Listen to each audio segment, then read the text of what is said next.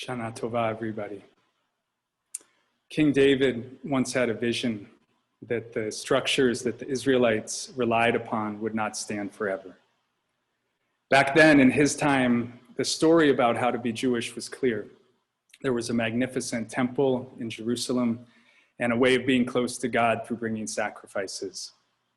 Even though at his time the temple wasn't directly threatened, David had a premonition that it wouldn't endure. The Midrash says David knew that the temple would be destroyed in the future and the sacrificial system would fail, and David was troubled, thinking, how will Israel make atonement then?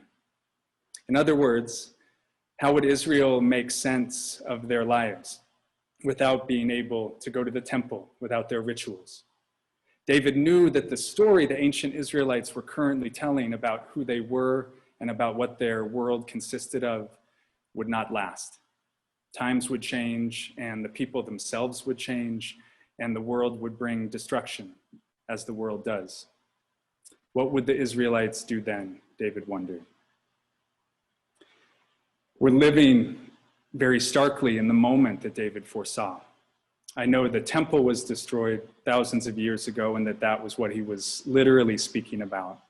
But the heart of what he was saying was that the old systems, the old interpretations would not stand. There would come a time when we'd have to imagine new ways.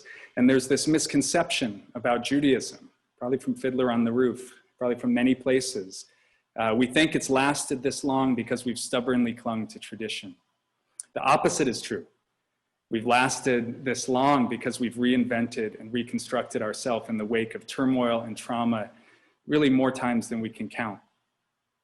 So then, might Judaism have something to offer our larger world at this moment, where it feels like we are in the midst of another great shift? We could picture it this way. A sacred story is a way of making sense of the world it's like an interpretive map that we laminate onto reality to help us learn who we are, personally and tribally and collectively. But reality is moving and dynamic. It resists having anything stuck to it. So the laminate starts to crack and to peel and to come off entirely. Even the best stories are only approximate truths, temporary while they last, designed to fall apart and to be reconstituted differently. For instance, the story that we are a people who find coherence and identity, bringing offerings to a magnificent temple, it did not endure. The same thing is true in miniature. And I think we feel this every High Holy Day season, maybe more acutely this year, perhaps. Think of the story each of us tells about our individual life. A teacher of mine describes it this way. He said, if we had a backlog of interviews someone conducted with us every 10 years of our life, and in the interviews, we were asked, who are you? What's important to you? How do you see the world? Rewatching, we'd cringe at some of the things we'd hear ourselves say. We'd probably cringe at a good portion of it. It would feel like they were not even interviewing the same person. Think of the story we tell about our country. I don't know about you, but I'm interpreting the story differently these days than I did a decade ago, let alone 2 decades. Doesn't it seem that the way we have been understanding our story as a nation, the way we have been telling that story, is no longer working, if it ever did, at least in the way that we imagined? This afternoon, we lost Justice Ruth Bader Ginsburg. The laminate is cracking and peeling. And in moments, sometimes it feels like the laminate is long gone. What are we to do when we come to such places in our lives? Personally, tribally, collectively. It's not an academic question. It is profoundly destabilizing and sometimes profoundly scary when we find ourselves in such places. I think we have a fundamental misconception, though, about some of the great stories that we have access to here in the West. Odysseus, Gilgamesh. We usually hear the story in its entirety, we know it, and so part of us thinks the ending was a foregone conclusion. We know just enough about stories that we can talk about the classic arc of a story. We can quote Joseph Campbell at a cocktail party about the hero's journey. We have just enough superficial knowledge to be dangerous. By this, I mean, in any true epic, there is a point where the heroine loses her way, right? A moment where how she has been understanding herself and her reality crumbles, where the ground under her feet shifts, if not disappears entirely. If we are reading the story, we just have to grit our teeth and get through a few chapters till something is transformed and she finds her way again. But for her, for the heroine living in the story, those chapters feel like an eternity. Think of our Rosh Hashanah story, or at least one facet of it. Abraham, bidden to leave his birthplace, his home, everything that he knows, and to go forth into the unknown with a vague promise that he would have a son and would eventually arrive somewhere. The Torah says it took 25 years of wandering, 25 years of doubt and anguish. We can only begin to imagine, but we read it in a few chapters and it's over. And we say, well, it was worth it because it all ended happily. Did it end happily? That's another discussion, maybe for day 2. Even when we talk about Abraham's dark night of the soul, to reference it in words is not to really understand the felt experience of what a dark night of the soul is. The experience, as many of us know, is always less certain. It's wordless, it's dark. It's a feeling of falling, of not being able to make sense. It's like we are in the original tohu vabohu, the formlessness that existed before creation. No concepts to grab onto, no meaning in the places where we're used to finding meaning. To actually have a dark night of the soul is to not have any clue what is going to happen. And the night is never just one night. Sometimes we don't know for years, and actually, do we ever really know? We act as if we know what the future holds. We move through the world planning, looking outside of ourselves, trying to appear unshaken, and we call this normal life. And then the moments where the interpretations fail, as interpretations must, where we fall back into the formlessness, it seems then like we've done something wrong, or just something went wrong, but it's just reality moving. These are the gifts of Abraham's story and those like it. They remind us that this dark night is the heart of the journey. Abraham maybe is famously celebrated for his faith simply because he kept walking, because he endures.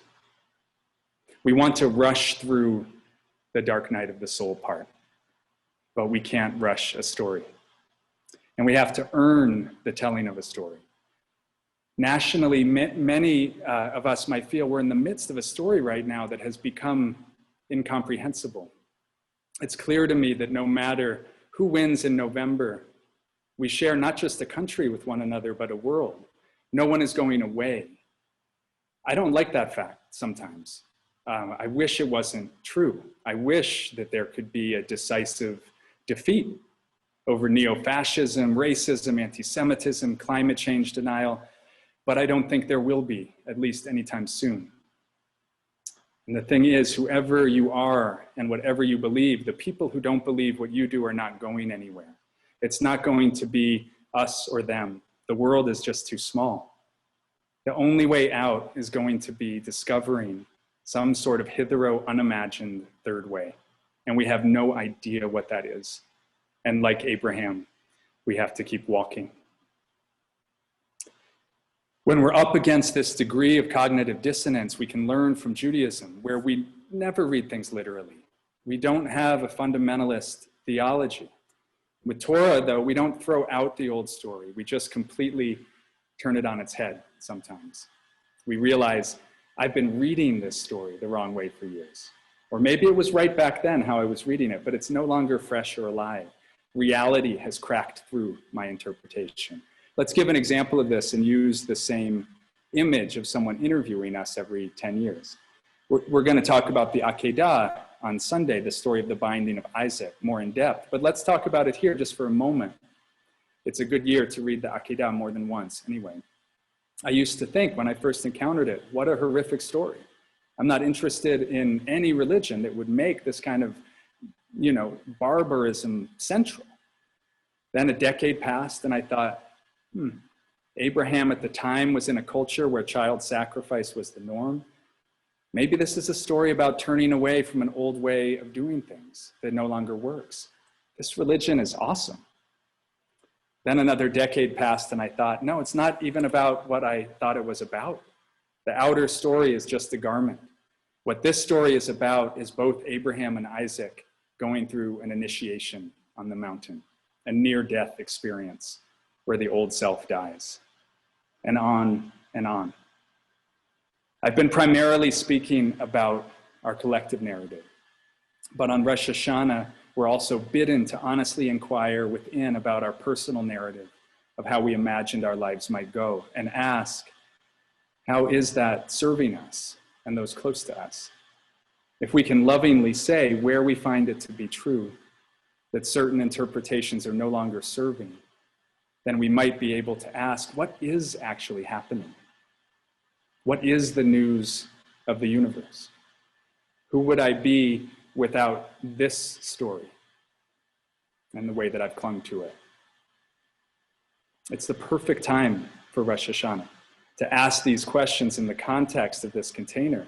We're not the first generation that feels stretched to our cognitive limits with how we understand this world. Our ancestors, had immediate challenges that we can only imagine.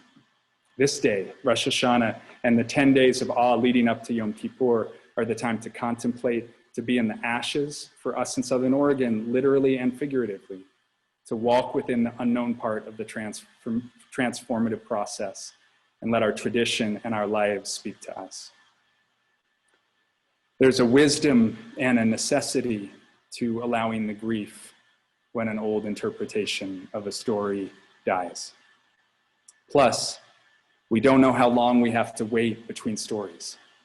So how can we continue to move? What do we do while we are in this in-between place?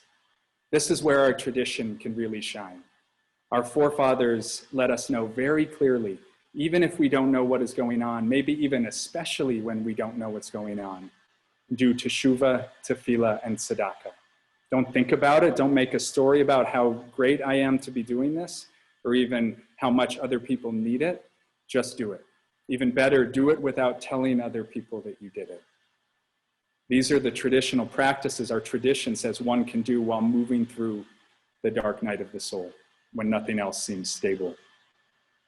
Teshuvah is the practice of changing our habitual hurtful behaviors. Tefillah is prayer, is crying out, is finding a voice. Tzedakah is giving away our resources that we may have been stingy about. This year, it might manifest as giving as much as we can to help those who have lost so much in the fires. What do our foremothers say? In our tradition, the words of the prayer book were written by men. But when I asked Vanessa, she said our foremothers would probably say, feed people. Maybe teshuvah, tefillah, and tzedakah can be retranslated into the words of Neem Karoli Baba when he was asked by a student, how can I become enlightened? And he said, feed people, love people, and feed people. This is called God feeding God. And if we do this while we're waiting for a new interpretation of our story to arise, we might find ourselves already there. I think in some ways these days between Rosh Hashanah and Yom Kippur parallel the first 8 days of a baby's life when they do not yet have a name. It's a midrashic tradition that the first human was created on Rosh Hashanah. So here we are, 5,781 years later, so to speak, reborn without a name. A fascinating thing that I just learned is that one way the Talmud understands teshuvah is as the process of changing one's name. I think this fits. Changing our name means letting go of who we thought we were. Changing our name means unclenching our hands, surrendering our certainty. Every baby naming that I have the privilege to officiate at, I give the same drash.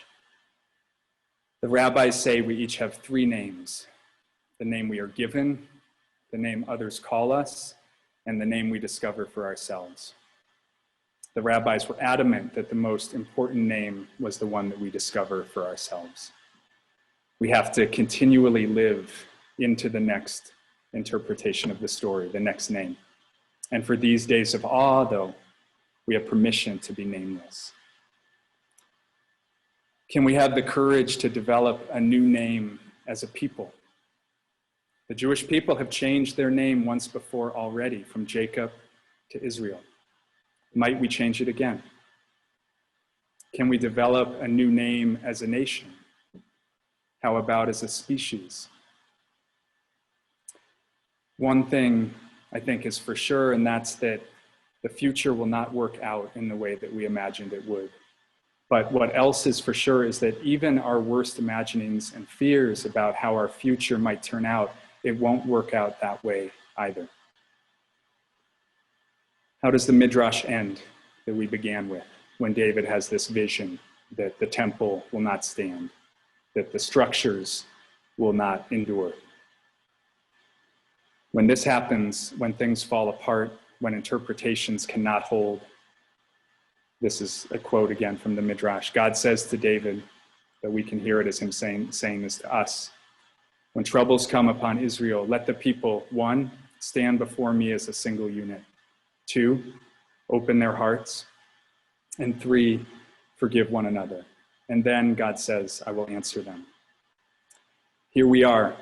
If you're still imagining, if you're still with me in the imagining of each other, shoulder to shoulder, friends and strangers on either side, being held up, holding up.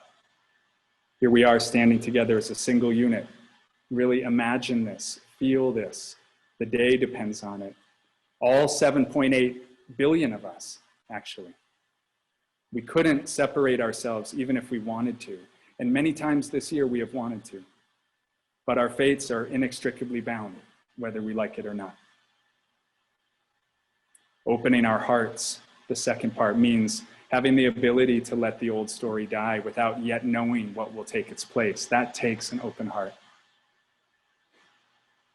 It means to take responsibility, perhaps, to have an open heart. It means to keep walking, as Abraham did, sometimes despairing, but not shut down. And then the last piece, to forgive. I don't even know what that means this year yet. I'm counting on these next 10 days, except maybe to begin to make space inside us for a new story, a new possibility, and to not isolate or be isolated, even if we are all alone in a room. Shana Tova.